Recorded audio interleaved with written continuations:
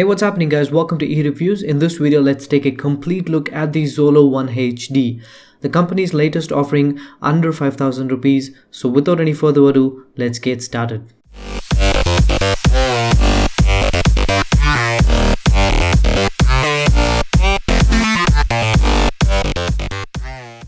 So this is the packaging that it arrived in. It's got the XOLO One HD logo at the front, XOLO branding at the right and left, IMEI and other serial number at the top, and manufacturing details at the bottom, where the price is quoted at 6,999 rupees.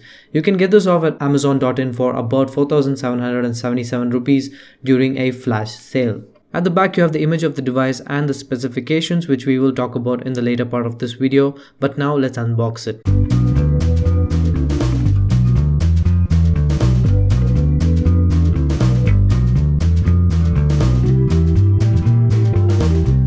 Opening the box, you will be greeted by the device itself. Let's keep it aside for the moment and take a look at what else we get inside the box. You get a micro USB to USB cable, a standard wall plug charger with power output of 1 ampere, in-ear style earphone with a mic, the 2300 mAh battery, and finally a screen protector and bunch of documentation. Let's peel off the protective layer to get that satisfying sound. So I've popped in the battery. Let's power it on and talk about the physical aspects of this device in the meantime. Up front at the top you have the LED flash, light and proximity sensor, earpiece, and the 5 megapixel front facing camera with wide angle view. Below that you have the 5-inch IPS full lamination display with a pixel resolution of 720x1280 pixels, and the on-screen navigation buttons, which fits the profile of this device more than capacitive buttons. At the right side of the device you have the volume rockers and the power button, and they are substandard. They provide very minimal travel and feedback, and to make things worse, my unit was defective. As you can see, the back cover doesn't sit in its place properly no matter how much I try to push in. So accessing the power button was a bit of a struggle. Moving on to the top, you have the standard 3.5mm jack. At the bottom we have the micro USB, data syncing and charging port, and unfortunately this does not support USB OTG. There's nothing to the left of the device. At the back you have the 8 megapixel primary camera with BSI-2 sensor along with the LED flash. This camera is capable of 1080p video. We will check the footage in the later part of this video. Below that you have the XOLO branding, and at the bottom you have the loudspeaker. Opening up the back cover, you have access to the micro SD card slot, which can be expandable up to 32 GB. Following that you have the 2 micro SIM slots, which can only accommodate 3G. This is definitely a bummer considering it's 2016 and 4G is being rolled out in the country. Coming to the build quality and design, the device is completely made up of plastic, hence weighing in at 150 grams.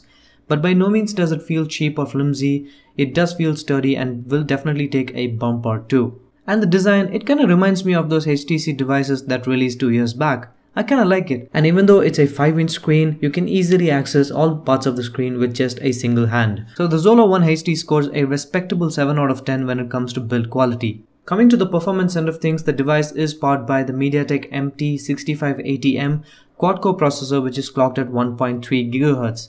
It's also coupled with 1 GB of RAM and the Mali400 MP2 GPU.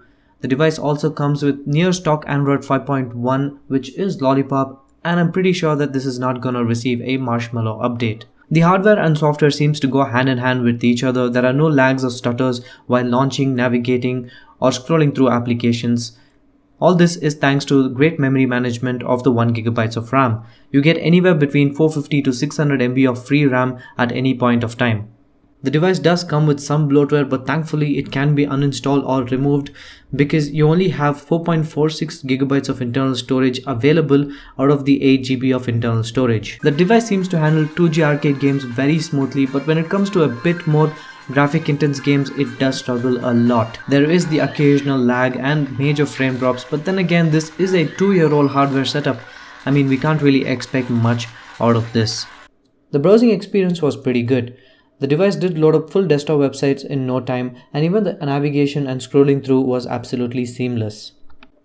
The overall experience with the software was really nice, but the points had to be detected in the camera section. The 8 megapixel rear facing camera did produce some decent images under good lighting conditions, although the images turned out to be a bit more on the warmer side. There's a huge and annoying shutter lag before you take a pic, and even the sensor seems to struggle when it comes to detecting exposure. As you can see, pics taken during broad daylight turned out to be nice, but a lot of regions were overexposed. So this is the quality on the front-facing camera of the XOLO One HD. This is a very well lit room, so the video quality is a bit better, and but still you can see my skin is grained out at most regions, or even the objects at the back, the wall seems to be a bit too grainy for my liking. And also, yeah, this is the quality from the mic on the device. Some parts are a bit too sharp that, you know, parts of my hair look white.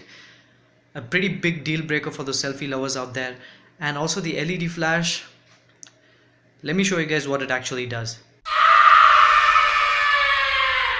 So an average experience with the cameras on the device. So coming to the verdict on performance, the XOLO One HD scores a very hard-earned 7 out of 10, giving it an overall score of 14 out of 20. The device would have definitely scored a point or two more if the camera had some quality. There was a lot of expectations from this device as there were very less smartphones under the 5,000 rupee mark, and I feel that XOLO could have done a lot more better given their competition being Moto E 2nd generation or the U-Unique and Ficom Energy 653, both being 4G devices and exceeding everyone's expectations despite being priced under 5,000 rupees. Alright guys, so that brings me to the end of this video. I hope you liked it. If you did, go ahead and give it a big thumbs up and subscribe to the channel for more such videos. Also like EReviews on Facebook, Twitter and Instagram for some good tech information and fun giveaways. This is Santosh for EReviews. You guys have a great day.